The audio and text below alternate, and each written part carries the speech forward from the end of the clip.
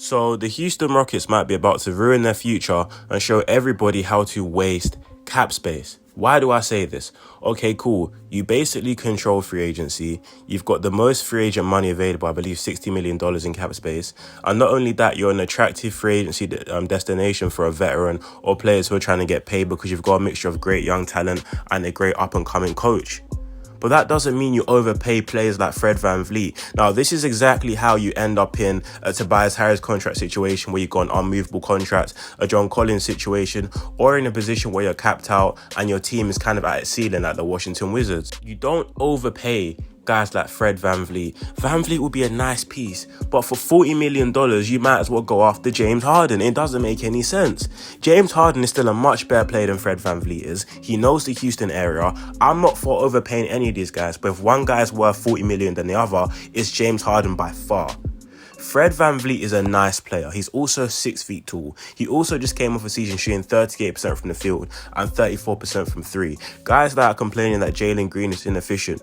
Fred VanVleet's true shooting and field goal percentage was much worse than Jalen Green's. So realistically speaking, that doesn't tell the full picture or the full story because VanVleet's a very nice player, but he's not a $40 million player. If any other teams want to overpay him, cool. Don't feel pressured to offer him that kind of money because that is stupidity and it's hindering your franchise. I don't understand that. Just because you've got cap space, cool. I understand you want to spend it, but I'd rather spend it on marginal players like a Patrick Beverley, Brook Lopez, then go all out on a Fred VanVleet, because what does that really do for you? It doesn't really do nothing.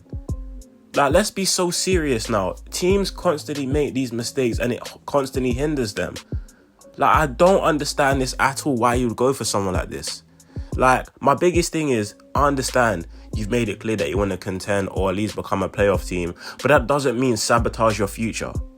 You know, the new CBA regulations and rules kind of makes teams not want to give out these kind of contracts. And even if it's a 2-year, $40 million deal, that's still, 2-year, $80 million deal, so $40 million a season. That's terrible for VanVleet. You don't want to put yourself in a situation where you're capped out, because you know how the cap space situation works. By the time that 2-year deal by VanVleet is done, Green, Sengun, all those extensions are going to kick in, so your cap space is going to be quite limited. Whilst you have cap space now, spend it wisely and not on Fred VanVleet. VanVleet, in my opinion, is at best, if you want to give him a 2-year deal, $45 million, around $22.5 million a season. Fine. But for 40 plus, the article said 40 plus. That is absolutely insane.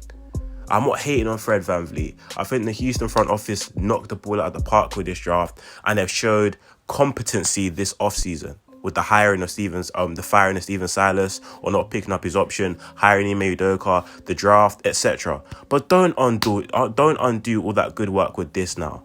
If you're that desperate for a point guard, instead of going free agency hunting for a big name, overpaying them massively, go for a guy like Tyus Jones.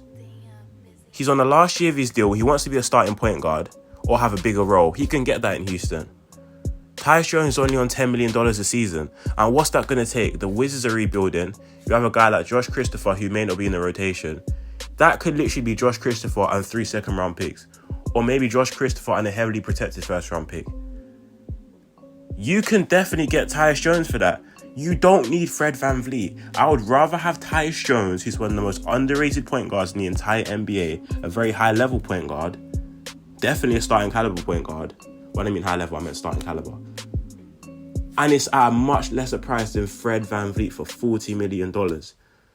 This report has honestly pissed me off because it doesn't make any logical sense. And you're burning the cap space you have.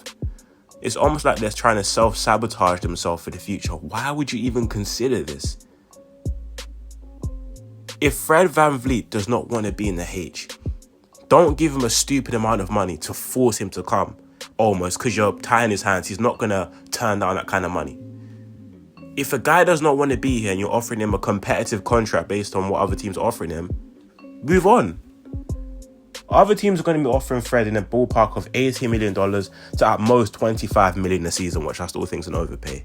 And you're willing to go to 40? You know what? Yeah, I can't even be bothered anymore. This is the stupidest shit I've seen. Bro, anyway, that's enough for me this video. Let me know in the comment section down below what you guys think. I'm kind of pissed off. I'll see you guys later. I'm out. Peace.